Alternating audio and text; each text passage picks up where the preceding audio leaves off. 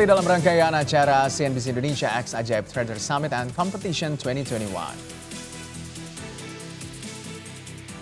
Dan selanjutnya kita sudah kehadiran narasumber kita di studio CNBC Indonesia, ada Mbak Cisti Mariani, Financial Expert Ajaib. Kita akan tentunya mengulas soal tema mengenai berbagai jenis corporate action. Mbak Cisti, selamat pagi.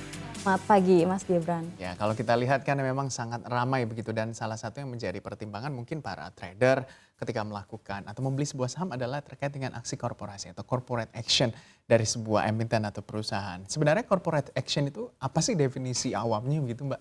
Oke, sebenarnya aksi korporasi atau corporate action sendiri itu suatu tindakan yang dikeluarkan oleh emiten, dalam hal ini listed company ya, untuk mengadakan suatu aksi korporasi yang mungkin akan berpengaruh terhadap jumlah sahamnya, harga sahamnya, dan juga kepentingan pemegang sahamnya. Dan biasanya aksi korporasi ini memang dilakukan ketika RUPS sudah berlangsung ya. Jadi sudah ada persetujuan dari para pemegang sahamnya, seperti itu.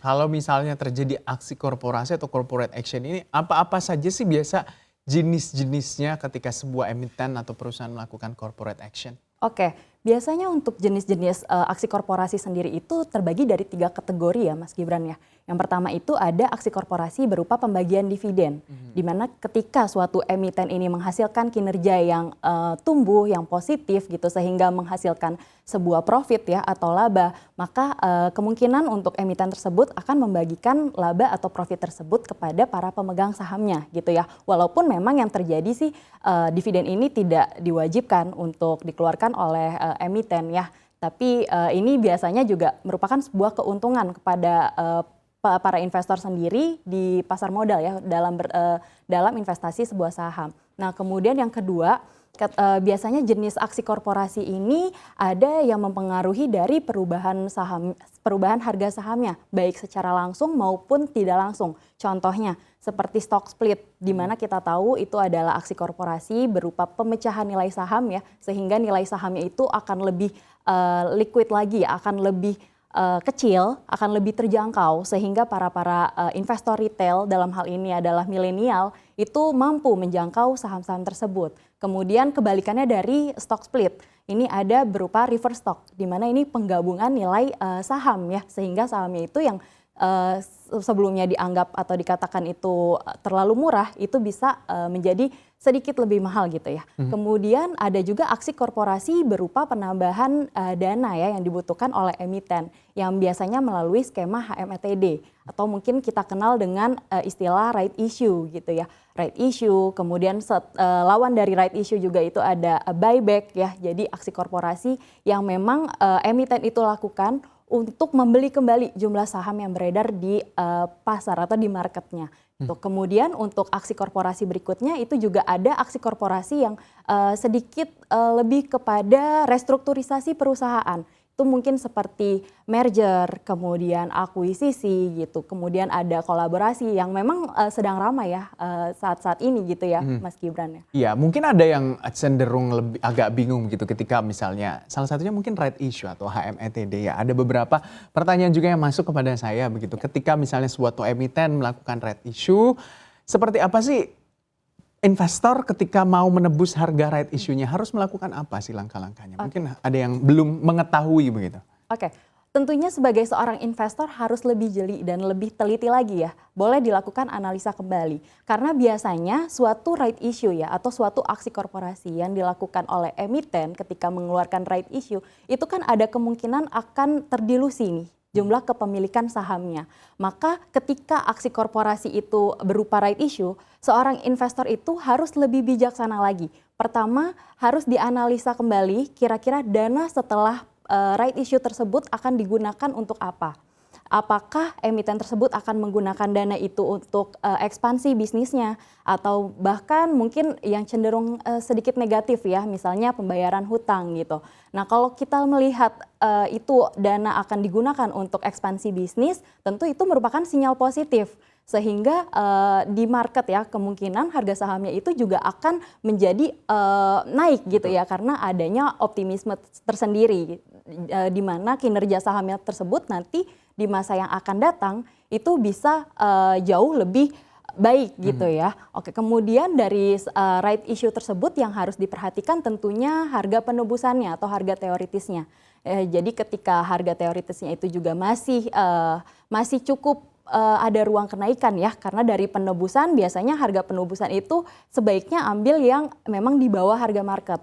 Ya, karena dari situlah ya umumnya para pemegang saham itu bisa mendapatkan potensi cuan juga ketika dia mau melakukan penebusan dari right issue-nya untuk menjadi saham induk gitu. Itu ada ruang untuk cuannya gitu ibaratnya. Jadi benar-benar Sobat Cuan ini harus memperhatikan ya ketika misalnya satu emiten atau perusahaan melakukan aksi korporasi atau corporate action utamanya mungkin right issue begitu ya atau HMETD juga Anda harus melihat seperti apa sih dana right issue yang dihimpun begitu oleh sebuah emiten akan dilakukan atau akan digunakan untuk apa. Kalau ekspansi bisnis biasanya mungkin jauh lebih baik ya karena akan menunjang juga kinerja fundamental dari sebuah emiten atau perusahaan. Tapi ketika kita melihat mungkin salah satunya juga adalah buyback. Tadi saya sempat mendengar buyback. Kalau misalnya sebuah emiten melakukan buyback, apa sih sebenarnya yang ini merupakan sinyal apa begitu sehingga mungkin para investor bisa juga melihat ketika sebuah emiten melakukan buyback ini menjadi pertimbangan katalis positif atau negatif. Oke, untuk buyback umumnya itu adalah sinyal yang positif ya. Karena yang pertama ketika emiten memutuskan untuk melakukan pembelian kembali jumlah saham yang beredarnya, itu tentu market akan menilainya atau para pelaku pasar itu akan menilainya bahwa emiten sendiri juga percaya akan potensi dari bisnisnya. Itu yang pertama. Yang kedua dari sisi valuasinya, terutama dari EPS-nya ya. Di mana kita tahu dari kalkulasi EPS-nya sendiri ya atau earning per share-nya sendiri itu merupakan earnings ya laba bersih setelah pajak dan sebagainya itu terhadap jumlah saham yang beredar. Di mana aksi buyback itu kan jumlah saham yang beredarnya akan lebih sedikit ya sehingga akan memperbesar jumlah EPS tersebut. Nah, para pelaku pasar melihatnya ada pertumbuhan EPS, tentunya itu merupakan yang sinyal positif. Sangat positif begitu ya. Kalau mungkin ketika sebuah emiten Anda melihat akan melakukan corporate action, melakukan buyback sahamnya ya itu menjadi pertimbangan juga mungkin bagi para Anda investor ketika mau masuk gitu ya atau nitip sendal istilahnya ke sebuah emiten. Tapi ketika memang beberapa perusahaan atau emiten melakukan aksi korporasi atau corporate action, seberapa besar sih sebenarnya para trader atau investor atau pelaku pasar modal ini bisa menjadikan sebuah pertimbangan untuk membeli suatu saham? Oke, memang sebaiknya sebagai pelaku pasar ya kita harus mengenal dan mengetahui fungsi dari aksi korporasi ini. Karena dari aksi korporasi ini juga itu nanti akan menimbulkan sinyal-sinyal ya, entah sinyal positif yang memang market menilainya itu adalah sebuah optimisme baru gitu ya, atau mungkin sinyal negatif nih yang kecenderungannya itu akan kurang baik gitu dan akan mempengaruhi kinerja dari perusahaan itu sendiri. Nah, untuk seorang trader sendiri biasanya memang tidak terlalu fokus kepada fundamental perusahaannya ya. Nah, untuk seorang trader ini mungkin bisa memanfaatkan momentum-momentum adanya optimisme yang tercipta ketika aksi korporasi itu diumumkan gitu. Jadi untuk seorang trader bisa memanfaatkan momentum tersebut untuk meraih cuannya gitu. Nah, dari sisi investor itu mungkin lebih dalam lagi gitu ya analisanya ya. Kedepannya itu dari suatu aksi korporasi tersebut yang dikeluarkan dari emiten, apakah itu masih sangat potensial, apakah itu akan memperkuat sinergi bisnisnya, apakah hal tersebut juga dapat menumbuhkan kinerja perusahaannya tersebut di masa yang akan datang gitu. Karena biasanya memang kalau kita lihat ya trennya dari aksi korporasi yang terjadi saat ini itu banyak sekali ya aksi korporasi berupa merger, kemudian akuisisi gitu, kemudian juga right issue dari bank-bank mini gitu ya Mas Gibran ya. Dan itu kita lihat pelaku pasar juga optimis gitu akan aksi korporasi tersebut. Betul sekali, itu bisa menjadi pertimbangan bagi Anda para investor yang jangka menengah atau jangka panjang juga. Tapi bagi para trader biasanya cenderung memanfaatkan momentum sesaat. Saya bisa katakan momentum sesaat ketika suatu perusahaan melakukan corporate action. Tapi yang menjadi pertanyaan juga, kalau tadi Mbak Cisti mengatakan bahwa biasanya terjadi optimisme kenaikan harga saham dari sebuah emiten ketika melakukan corporate action. Tapi ada juga di satu sisi ketika melakukan corporate action harga sahamnya malah turun. Sebenarnya apa sih yang dilihat oleh seorang pelaku pasar ketika memang itu terjadi? Oke, biasanya ketika pelaku pasar melihat ada sinyal negatif, ya mungkin itu dari adanya suatu aksi korporasi yang kedepannya tidak terlalu menambahkan dari pertumbuhan kinerja perusahaannya itu sendiri ya. Contohnya misalnya suatu emiten mengeluarkan right issue untuk pembayaran utang gitu. Itu kan tentunya justru tidak akan memperkuat dari cost structure-nya sendiri ya. Termasuk restrukturisasi utang juga. Betul. Nah itu jadi itu juga merupakan sinyal yang tidak bagus gitu ya. Mungkin dilihatnya oleh para pelaku pasar. Jadi memang ada beberapa pertimbangan dan strategi begitu yang dilakukan oleh pelaku pasar. Tergantung Anda tipikalnya seperti apa. Apakah trader, day trade, atau mungkin swing, atau medium, atau jangka panjang. Memang semua keputusannya berada di tangan Anda sebagai pelaku pasar. Kita hanya memberikan Anda gambaran seperti apa aksi korporasi atau corporate action yang tentunya bisa menjadi pertimbangan dari para pelaku pasar ketika ingin masuk ke sebuah emiten atau ke sebuah perusahaan atau membeli sahamnya. Nah, terkait dengan aksi korporasi atau corporate action ini. Kalau tadi kan kita melihat juga ada beberapa aksi korporasi yang bisa dikatakan menaikkan harga saham tersebut. Bisa dikatakan juga kalau sebuah emiten yang baru mau IPO itu dikatakan aksi korporasi juga dari sebuah perusahaan atau seperti apa? Betul, itu juga merupakan salah satu aksi korporasi ya yang dilakukan perusahaan. Mungkin tadinya dari sebelumnya itu private company ya, itu menjadi public company gitu. Itu juga sebuah aksi korporasi. Tapi seberapa besar juga mungkin pertimbangan seorang pelaku pasar begitu ketika melihat saham yang atau emiten begitu yang baru mau IPO untuk bisa menempatkan dananya atau membeli sahamnya. Apa sih yang menjadi pertimbangan dari aksi korporasi dari sebuah perusahaan tersebut? Oke, untuk menjadikan suatu perusahaan yang baru saja IPO dan pelaku pasar itu bagaimana cara mempertimbangkannya? Tentu di dalam prospektusnya ya. Jadi para pelaku pasar itu bisa melihat kira-kira potensi dari secara sektoralnya gitu akan emiten tersebut, secara sektoralnya, secara industrinya. Kedepannya itu akan berkembang atau tidak. Mungkin 3-5 tahun lagi itu akan berkembang atau tidak. Mungkin apakah mampu untuk bersaing dengan para peersnya ya atau para kompetitornya. Atau apakah juga mampu untuk beradaptasi dengan segala macam siklus ekonomi gitu ya. Dan dari prospektusnya itu juga bisa terlihat kinerjanya. Gitu. Jadi yang menjadikan bahan pertimbangan para pelaku pasar untuk suatu emiten yang akan IPO gitu itu sudah tercantum di dalam prospektusnya sendiri dari kinerjanya. Bisa dilihat pertumbuhan revenue-nya kira-kira seperti apa, kemudian kemampuan dia untuk menahan beban operasionalnya juga seperti apa gitu. Jadi memang harus mempertimbangkan berbagai macam hal, utamanya mungkin secara fundamental perusahaan ketika sebuah perusahaan melakukan corporate action termasuk diantaranya IPO untuk membeli sahamnya bagi Anda para investor, utamanya mungkin investor jangka menengah dan panjang harus betul-betul mempertimbangkan PER, PBV, dan banyak hal termasuk diantaranya melihat kinerja secara keuangan di peersnya atau emiten pesaingnya atau perusahaan-perusahaan yang berada di sektor mereka. Nah, ketika kita melihat juga apa sih sebenarnya yang harus dipertimbangkan oleh seorang trader atau investor terkait dengan corporate action ketika mau membeli sebuah perusahaan, hal apa yang harus diperhatikan? Oke, hal yang perlu diperhatikan yang pertama potensinya ya, potensi dari kinerja perusahaan itu sendiri. Yang pertama mungkin itu sebagai investor ya, di mana investor itu kan umumnya menyimpan untuk jangka waktu yang lama ya, time horizon investasinya tuh agak panjang gitu ya. Sehingga hal yang perlu diperhatikan juga tentunya kekuatan dari fundamentalnya. Tadi yang disebutkan oleh Mas Gibran ya, itu rasio-rasio fundamental juga itu jadi bahan pertimbangan gitu ya. Dan apakah aksi korporasi tersebut akan mempengaruhi gitu, akan mempengaruhi tentunya dari sisi profitabilitasnya nih. Biasanya kalau aksi korporasi itu berupa right issue ya, kita katakan contoh lah itu right issue misalnya, di mana perusahaan itu membutuhkan dana lebih untuk tambahan modal, kemudian dia mempertimbangkan dana hasil right issue tersebut untuk ekspansi bisnis nih. Nah, untuk ekspansi bisnis melihat potensi yang ada itu kan tentu menimbulkan optimisme sendiri khususnya bagi investor ya yang secara jangka panjang, sehingga kedepannya pertumbuhan akan valuasi dan juga profitabilitasnya itu bisa akan berkembang lebih baik lagi gitu. Oke, nah ini yang menjadi pertanyaan juga. Kita tahu kan bahwa memang ada perusahaan yang multinational company, bahkan mungkin ada perusahaan global juga yang memiliki anak usaha di Indonesia. Nah, ketika mungkin satu perusahaan yang memiliki induk usaha di secara global begitu melakukan sebuah aksi korporasi, apakah juga akan berdampak terhadap ya bisa dikatakan psikologis investor yang memegang perusahaan anak usaha mereka atau saham anak perusahaan mereka di Indonesia?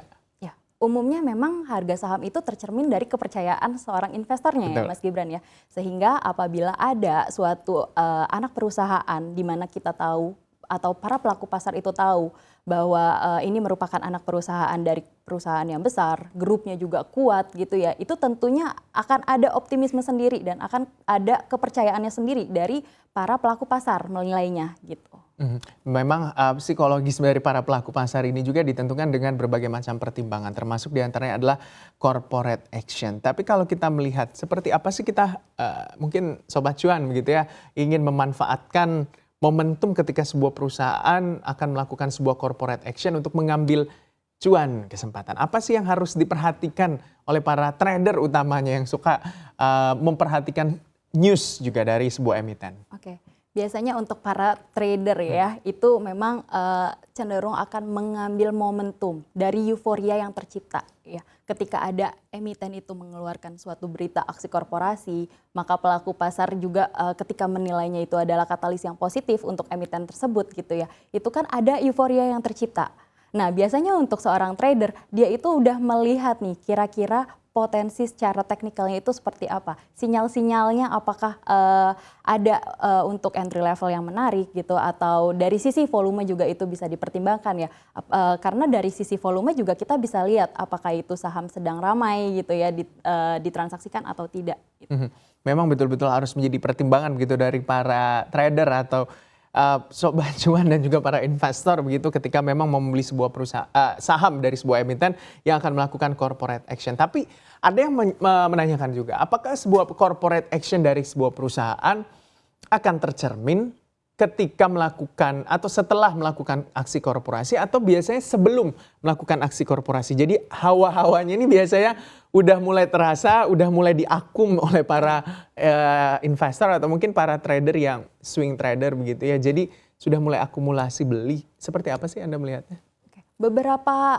Beberapa case juga memang terjadi ya bahwa aksi korporasinya ini belum direalisasikan. Betul. Gitu ya, tapi sudah tercermin di marketnya, udah ada optimismenya udah tercermin, kemudian para pelaku pasar juga kecenderungannya sudah terhadap saham tersebut gitu ya. Nah, kalau saya sendiri melihatnya hal tersebut itu memang udah menjadi tren ya saat ini ya, di mana kita ini tahu bahwa porsi dari investor retail ini kan saat ini sudah mendominasi ya dibandingkan dengan investor asing. Jadi bahan pertimbangan dari investor retail sendiri itu kecenderungannya juga bisa kita katakan mungkin sedikit spekulasi gitu ya. Jadi ada spekulasi yang dia akan percaya gitu bahwa aksi korporasi ini nanti ketika sudah terjadi itu akan positif terus gitu. Jadi kalau dilihat dari trennya sih memang yang terjadi saat ini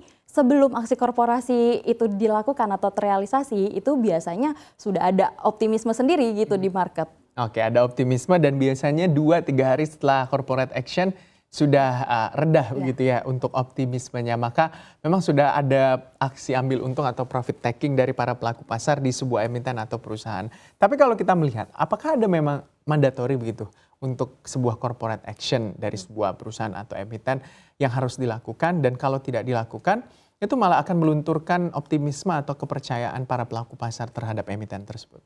Ya, yang harus dilakukan ketika suatu aksi korporasi itu mungkin dikatakan diumumkan ya oleh para emiten agar tidak adanya distribusi lah ya dari para pelaku pasar atau pemegang sahamnya itu, ya tentu yang pertama adalah kita bagaimana melihat emiten tersebut menyampaikan dari suatu aksi korporasi itu ya. Jadi kejelasan atau keterbukaan emiten terhadap pelaku pasar itu juga bahan pertimbangan ya. Karena dari kita bisa katakan emiten mungkin yang setidaknya itu bersifat transparan terhadap pelaku pasarnya gitu ya, itu juga tentu pelaku pasar akan menambahkan keyakinan sendiri gitu, seperti itu. Oke, Mbak Cisti, kita jeda sinak dulu dialog kita di pagi menuju siang ini sudah mau pukul 11 waktu Indonesia Barat. Ini sangat menarik dialog kita di siang hari ini tentunya karena rangkaian acara CNBC Indonesia X Ajaib Trader Summit and Competition 2021 akan kembali usai jeda berikut ini. Tetaplah bersama.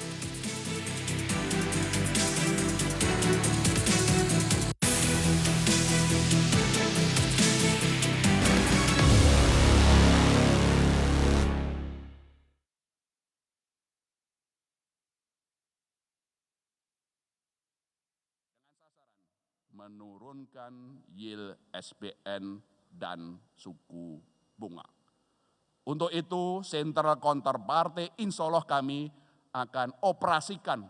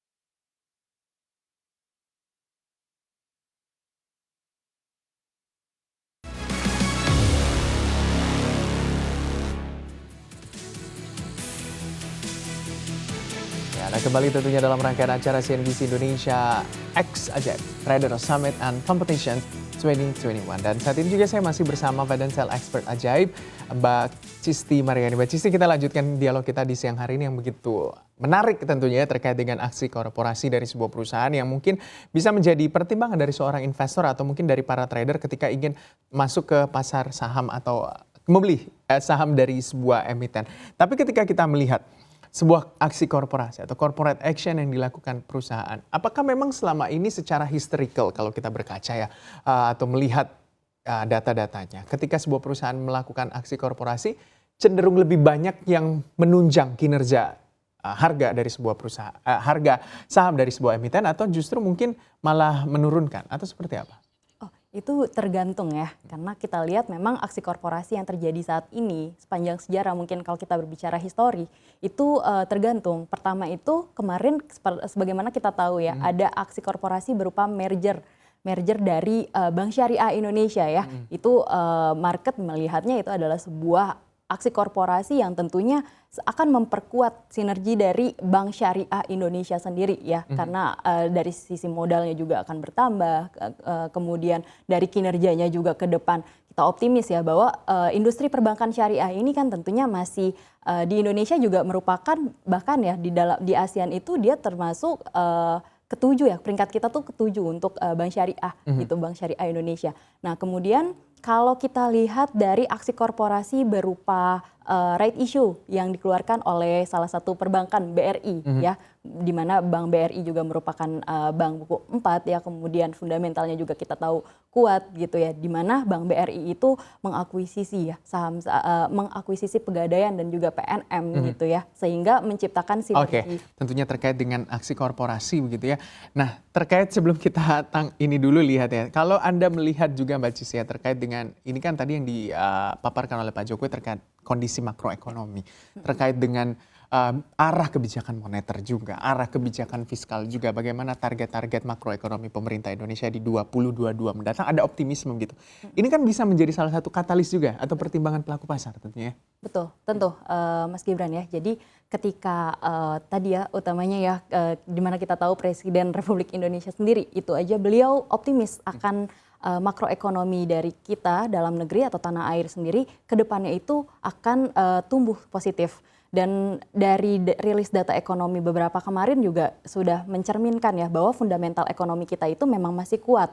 Pertama terlihat dari rilis data ekonomi kemarin ya berupa NPI Indonesia juga masih tercatat surplus. Surplusnya NPI sebesar 10 miliar US dollar kurang lebih itu juga disebabkan karena current account-nya juga yang tercatat surplus. Current account-nya surplus itu juga karena trade balance Indonesia yang surplus juga ya. Dan trade balance Indonesia surplus karena kinerja ekspor kita yang luar biasa ya.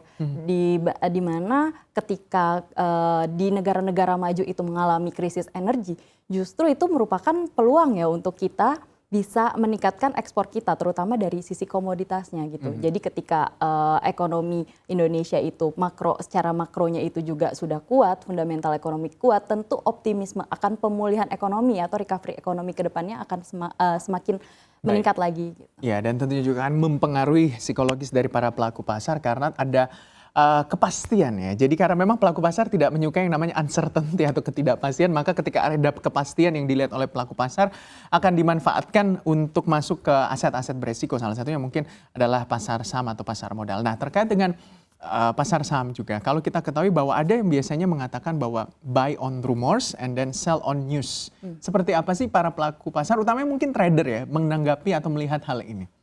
Memang fenomena yang terjadi ya dari buy on rumors, sell on news itu sudah terbentuk ya di market saat ini ya, terutama dari traders. Mungkin dari sisi time horizon investasinya tuh akan dibedakan ya. Jadi dari kacamata para traders yang umumnya itu trading secara jangka pendek atau short term, itu ada kemungkinan dari buy on rumors, sell on news itu merupakan sebuah momentum yang tepat di mana ada euforia yang terjadi, ada euforia yang tercipta kepada suatu saham, itu bisa dimanfaatkan untuk para trader itu bisa mengakumulasi gitu ya saham dan menerima cuan dari hal tersebut.